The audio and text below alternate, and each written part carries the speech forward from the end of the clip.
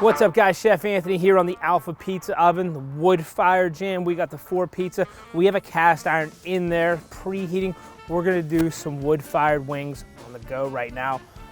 Let's take out our cast iron, leave it right on the piano here. Just gotta marinate it in the bag.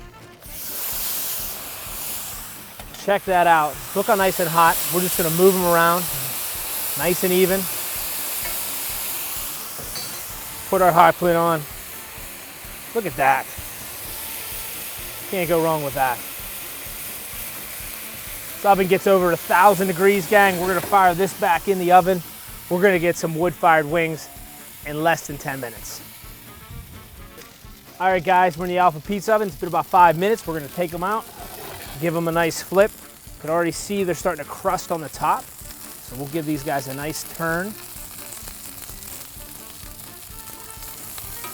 Look how nice and crispy they look so far.